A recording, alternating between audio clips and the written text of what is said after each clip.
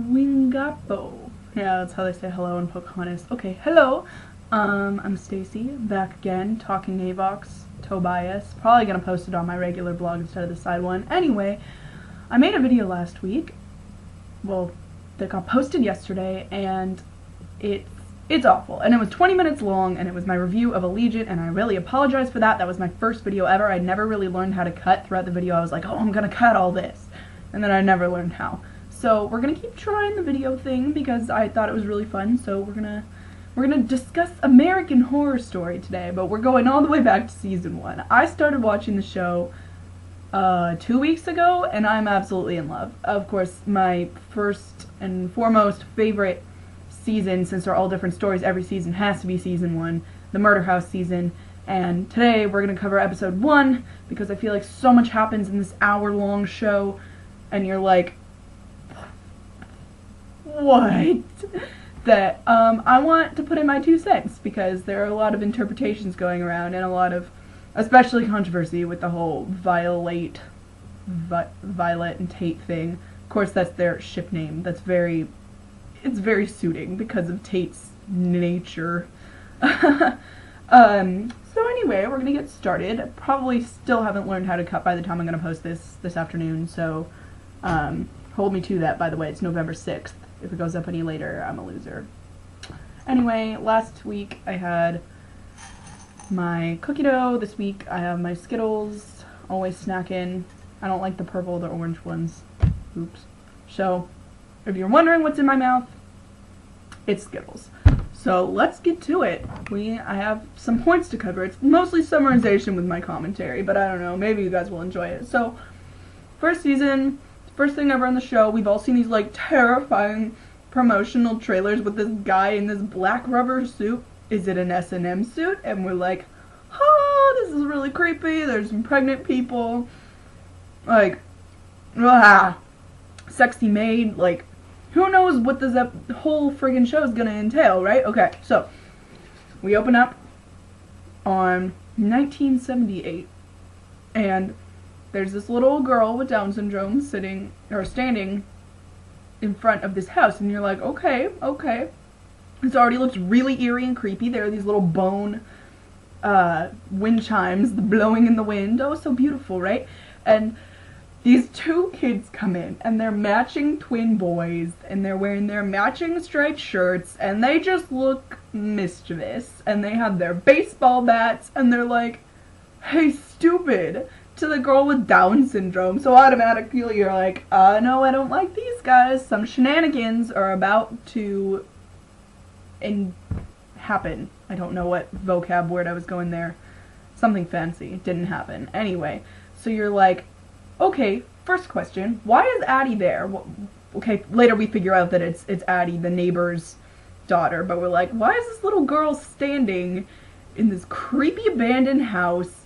And like, the boys go inside and you see it's just disgusting in there. Nobody's living in there. So why is this little girl who has mental problems and should probably not be by herself at that point in her life at that young age, why is she standing here by herself by this creepy house with the bone wind chimes and these shenanigan causing little boys? And you're like, uh-oh. So you're like, alright, let's see what goes with this. And she's like, you're gonna die in there. And they're so already you're like, this is supposed to be a haunted house story, right? This is probably not good. She's probably right. And they're like, you're stupid. And they don't listen, and they go inside, and they proceed to bash everything with baseball bats. On the way in, I really liked, on the way in, one of them hits a tree with his baseball bat and is like, I hate trees! Like, this is just the kind of angst that young boys had in 1978, I guess. Or maybe they're just better at covering it up now. I don't know. Probably not in other ways. So anyway, they're like just wreaking havoc on the inside of this nasty house that has all this leftover stuff. And you're like, why is this still here? What happened? So they go down into the basement, and your first bad sign is there's a dying possum. And it's like brutally murdered looking, and it's in a pool of blood, and they're like, cool, like all little boys would do. And you're like, what killed it though? And so they proceed to go through all these jars, and they look like they have formaldehyde and like creatures in them. And then you see a baby leg, and you're like, okay, maybe it was a lizard. And then you see a baby head, and you're like, oh my gosh, this can't be good. This show really lives up to its name. It's not even been like 5 minutes, so it's absolutely terrifying. And then they die. They get brutally murdered. So you're like, okay, shoot, darn, bad things go on in this house. And then it zooms forward to the present, wherever, I think we later find out it's Boston, where you might meet the Harmons, Vivian and Ben and Violet, who's not in this wonderful scene, where Vivian has clearly just had this brutal, bloody, disgusting, awful, traumatizing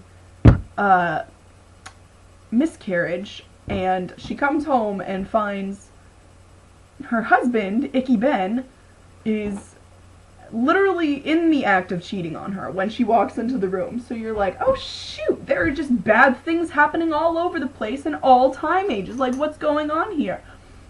So I think about now goes to the theme song. I can't confirm. I'm reviewing an episode I saw like a couple weeks ago, but I have gone over it since. There's so much that you understand once you see it a second time, and you're like, so I think it's a theme song, and I'm just bobbing to the theme song. It's so catchy and spooky, and you're like, yeah, I like that.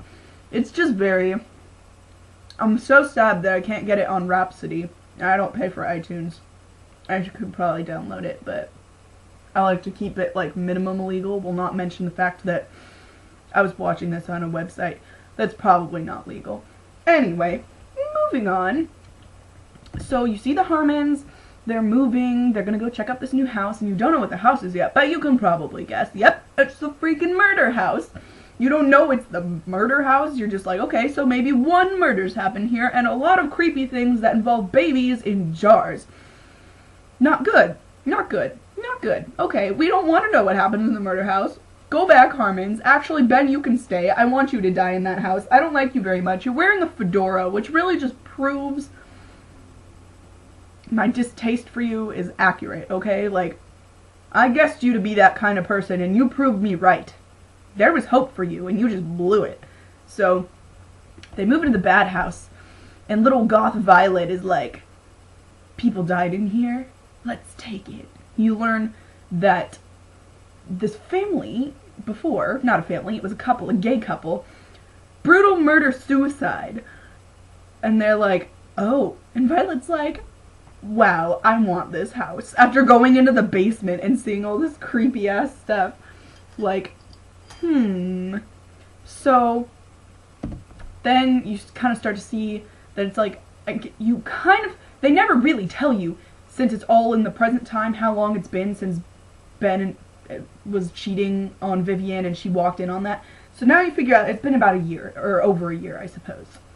So they're still having, you know, sexual troubles. Ben's like, hi, and she's like, no. And I don't blame her at all. He just creeps me out. I'm not a fan. Not a fan of Ben.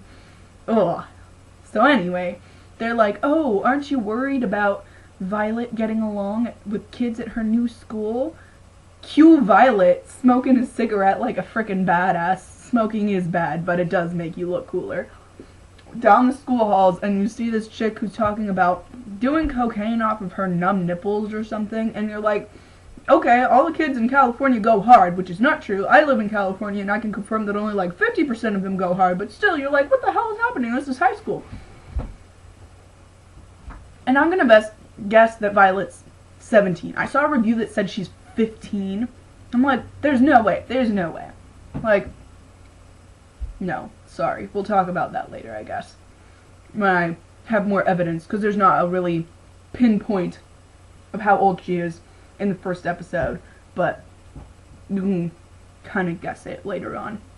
And she is definitely not 15 or 16, 17 or 18. That's what I'm going here, junior or senior in high school. She's smoking a cigarette, and she's already making enemies because Coke Chick had a grandma that died from lung cancer. So smoking is like super not allowed, and they're gonna try and beat her up at something. They just do not like her because she smoked and she didn't want to put out her cigarette. Or she did, and then they were like, what about the environment? You just stepped that into the ground. Basically, she's throwing a big hypocrite fit because a hypocrite, because you do cocaine, okay? There's no way, you can't argue that you're a better person than her.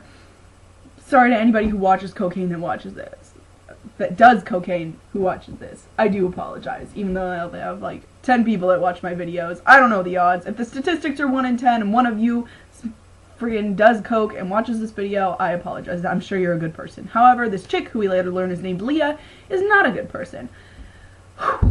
Alright, so now we go back to Vivian, who's uncovering this like really disturbing mural in the house's living room. I don't know. There are a lot of formal rooms in this house because it's like hella old, so I don't really know. Anyway, it's a room and it has a mural in it, and they're like really creepy things going on in this mural. And then that's when Constance comes in, who's the old next door neighbor, played by Queen Jessica Lange, and she comes in and she's droning on and on about spirits and, oh, the silver screen and nudity, so I wasn't gonna do that, and I am from the South, thanks for asking. Here's some sage to burn away the bad spirits. There's too much evil in this house. And after watching the whole season, you're like, shoot darn yeah, she's right, there's a lot of shit ton bad stuff that goes on in this house. So, and she knows about the spirits, as we later find out, and it's already heavily implied. So then, Vivian doesn't know that yet. So Vivian's like, why are you in my house? And later on, it just becomes so casual and normal for Constance to waltz into the house. But as of right now, I mean, watching it for the first time, you're like, okay, creepy lady, why'd you just break in? That's super weird. Why is your daughter here? I think this is the part where you see the twin boys show up next to Vivian, and you're like, what? What? I saw them die? And why have they not aged if they lived? And you're just very, very confused. So on top of all of that, you go back to Violet, who's getting the absolute shit beat out of her by 3 girls at school. She comes home with her hair, or her head all bleh, and she has this conversation with her mom where mom's like, oh, you were never afraid of everything. You were never afraid of anything. And Violet's like, what are you afraid of? And Vivian's like, everything. Because Vivian clearly likes to run away from her problems, no offense. I really don't like Ben or Vivian. I like Violet. I apologize if you are Harmon fans. I just like the one. Sorry. So, next, we go into the attic with Vivian, and she screams because she finds this S&M full rubber bodysuit, and you're like, I know that thing, I saw that in the trailers and the posters, and it's creepy, and it does bad things, and somebody's gonna put on that suit, and, oh, no, I don't want to know, throw it away now, and that's just what they do. Ben is like, what the heck? Okay, I'm gonna throw this away now. So he puts it in the garbage can, and you're like, okay, good. But at the same time, on the inside, you're like, gosh dang nabbit, somebody's gonna go into that garbage can and pick up that suit, because you know from the commercials, it's not just gonna disappear in the first episode. And you would be correct. So now we go on to Tate. We introduce who is either your favorite or least favorite character in the show, because girls really fall in love with his like puppy dog, boy, dark romance, sensual, like sensitive little boy with psychotic fantasies. So all these girls are obsessed with him, and then the other half are like, he's a psychopath and he did awful, unforgivable things, which we will discuss later when he actually is proven to do these awful, disgusting things. And it turns into this big thing, like, oh, you can't excuse his actions, oh, but he's a little cutie, oh, so like Evan Peters and not just Tate, because they're different people, oh, blah, blah, blah, blah, blah, blah, blah, blah, blah, blah, blah, okay? Personally, I like Tate, and I like his complex, and I'm not excusing any of the actions that he will and had already done by this point in the show. I'm not excusing them, I'm gonna explain them. Explaining is not excusing. If you come into my ass box and call me an asshole, I will fucking track you down and kill you, because I'm allowed to have an opinion, and I'm not supporting anything that he does, okay? Let's make that clear. So Tate comes in, and he's one of Ben's psychiatric patients, and they're having a meeting, and he's talking about this fantasy that he has in which he kills people at his school. And you're like, uh-oh, psycho alert, psycho alert. And as he's talking about the blood from his fantasies, you see poor Violet in the bathroom cutting herself. And later Tate comes in and is like, you're doing it wrong if you want to kill yourself. And somehow this is taken as a form of flirting, because later they really get to start their feelings for each other, because at the next meeting Tate admits that he didn't want to take his meds because he was afraid, quote unquote, I was afraid that my big dick wouldn't work because I met someone. And then you see Violet peeking around the corner and you're like, ah, blissful romance. This is the love that all the girls are obsessed with. And I like the relationship in the middle parts myself, but I just thought this was the funniest thing. You're like, oh yes, this could be the start of something new. Someone break out the HSM soundtrack. Like, it's just a little weird. So, yeah, so now we have the foundation of Violate. So then we move in on Moira, the old maid, who is like, oh yeah, I've worked here forever and I'm ready to come work for you guys, okay? So these are my dates, cool, be there. And you're like, okay, this old lady's a little weird and creepy, but I'll go with it. And then, Ben walks in, and bang! Moira is this hot, smoking ginger babe who's like, being all seductive. And you're like, what? No, do people not age in this house? Like, where, I don't understand what's going on. So now you're really, really confused and mixed up.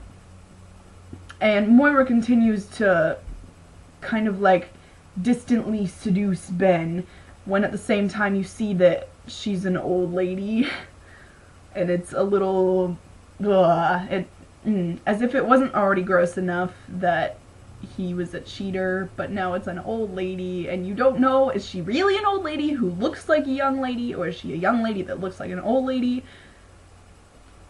Just don't know.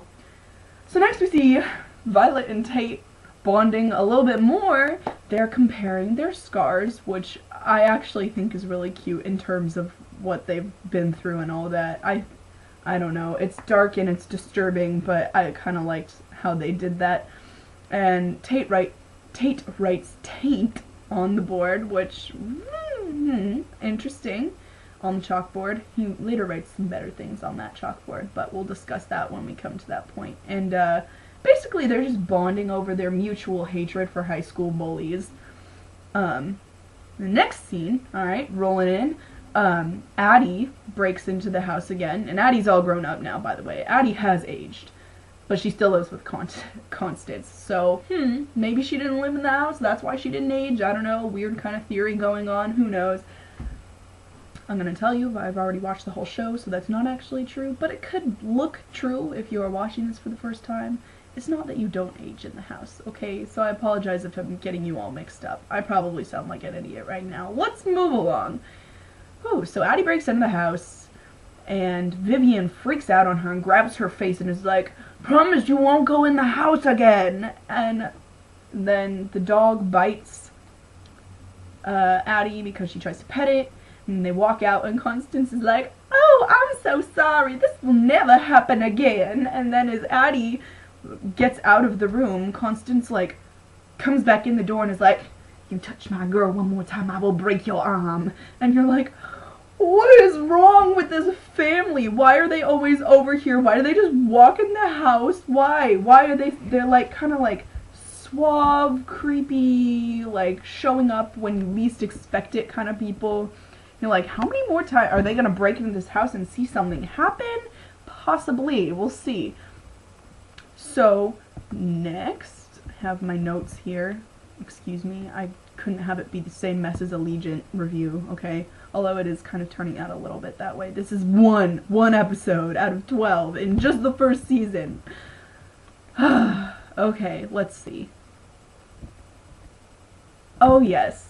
So Moira, in her young form, continues to hit on Ben, and she's like climbing on top of him, and he's like, no, no, even though she's young and hot.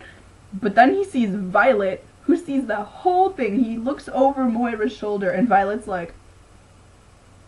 And when Moira turns around to look at Violet, from Violet's eyes you could see that Moira's old. So Violet is like double, quadruple, super extra disturbed. Like, ew, you're cheating and she's old. Like, what is the benefit for you? You must just be this lonely, horny old man with a lot of problems.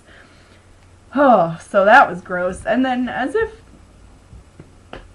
that weren't weird enough, Vivian and Ben are home alone, and they start fighting in the next scene. And they start fighting so much. And they're like, we haven't had sex in almost a year. And they start beating each other up and having vicious, vicious sex. And then you cut to the next scene. And I'm kind of like, good, I hate both of you. I don't want to see your intimacy, okay? And the next scene is Tate and Violet. And Tate offers to help Violet get back at Leah, the cokehead girl, for beating her up. Because I knew that was coming. As soon as Violet came home with her face all icky, I was like, uh-oh. Tate talks about how much he hates high school girls. Tate is going to go apeshit on this lady. So they concoct a plan and pay close attention to the quote where Tate goes, that's where I come in. And it cuts immediately to this scene where the rubber suit, it's back. We thought it was gone. We knew it was coming back. Here it is. We don't know who's wearing it. But we know it's not Ben, because Ben is butt naked in this weird sleepwalking daze lighting a fire. And who knows what that's about. But all we do know is that he's not in the suit. Somebody creepy is in the suit, and that creepy person in the suit is believed by Vivian to be Ben, and therefore they have this more rough sex, and then he just walks out. Must have walked right past Ben, who is butt naked, walking back up the stairs, lays down. Viv's like, I love you, Ben, because she thinks that he's like returning after taking off the creepy weird suit. That would not turn me on, by the way. That's... Ugh. I don't understand S&M. However, it must have worked for Vivian, because at the very end of the episode, Vivian is pregnant. So, we'll get to that in a second. So, some crazy shit goes down in the business, some crazy business / shit goes down in the basement, in between the conception and realization of the conception of Vivian, in which Violet coaxes her bully Leah into the basement of Murder House, as we don't know it yet, but we later come to recognize it by that name. And she's like, yeah, I'm a coke dealer. I've got crazy good coke down here in my basement, my creepy basement where creepy things happen, and there are jars with baby heads in them, although those have cleared out by this point. So she goes down there, and Leah walks into this room where Tate is like sitting by himself in a rocking chair in the middle of the room, and then the lights start to flicker on and off, and chaos breaks loose, and you're seeing this creepy thing with sharp teeth that kind of looks like a, clown that has been distorted, and it's attacking people, and you see Tate, for a second you think Tate is hitting Leah, and then it's the thing, and then it's right in Violet's face, and you're like, what is going on? This thing isn't Tate, is it? I don't freaking know what's happening. And the lights turn on. Leah has this huge scar on her face, these nasty cuts that look like claw marks or teeth marks or something. She screams and runs out of there. Violet's like, what the fuck? And Tate's like, she just kicked me in the balls and left. And she's like, no, I don't ever want to talk to you again. You pulled that on purpose. You did that to her face. You scared the crap out of me. I don't want to see you again. And she runs up the stairs, and that's when Tate says a very peculiar thing. He screams, I thought you weren't afraid of anything. And I didn't catch it the first time, but the second time I was like, what? what did you say? Because Vivian says that to Violet, I believe. I could be totally wrong. No, I'm pretty sure I'm right. Vivian says to Violet that she wasn't afraid of anything. That Violet wasn't afraid of anything. But when she said that, they were alone in the house. So you're like, was Tate sneaking around? Suspicious. So the next thing that happens is there have been like little tiny blips in this episode where Ben is looking out the window while masturbating onto a lamp and crying. Yes, that was a thing. And he sees this burned man. And he's like, what the hell is going on? This burned man is looking into my windows. And then he's on a run, and the burned man is like running after him. So finally he's like, hold up, okay, who are you? Why are you following me? Stay away from me, stay off my property. And he's like, I used to live in that house, and it drove me insane, and I'm not in prison because I have terminal brain cancer. But guess what? I was in prison before I got terminal brain cancer because I murdered my daughters and my wife by setting them on fire, and that's why I have these burns. And he's like, okay, you already look icky sticky. I don't want to touch you. I don't want to be close to you. You just told me you're a murderer, so why should I believe you? Why should I take your advice? Stay away from me. And he runs away. And he gets home later, and that's when Vivian's like, I want Indian food. And he's like, well, you don't want Indian food unless you're pregnant. And you're like, no shit, Sherlock. Guess what? She's preggers. So now it goes to the credits, and you're just like, what? Whose baby is it? Like, if it was the rubber man's baby, who is the rubber man? Why are Violet and Tate not together? Because everybody really liked them. They were one of the, like, less creepy parts of the show. Why is the maid the way that she is? Why is Burn Man so concerned with the well-being of this stranger if he murdered his own family? What are the kids doing in the house? The shenanigan-causing boys with their baseball bats? Why have they not aged? There are a lot of questions, and I feel like this was definitely a hooker episode, not like prostitute. Like, I want to see the next one. Like, you hooked me, haha. That's... I'm ashamed. I'm sorry for that. Anyway. So, I feel like this episode could be an hour-long short movie and just end like that. And with all these open questions, it would be, like, really good to just leave all these cliffhangers, which they end up leaving a lot of cliffhangers in the season finale anyway, which we'll talk about when we get to that. So I hope this video wasn't too super long. I hope you guys enjoy it. Please leave me some comments. That would be great. Great, this video is even longer than the Allegiant one. Maybe we will learn how to cut. Anyway, if this video works out, maybe I'll make one for episode 2. Give me your feedback. I'm Talking Avox, aka Stacy, and signing off.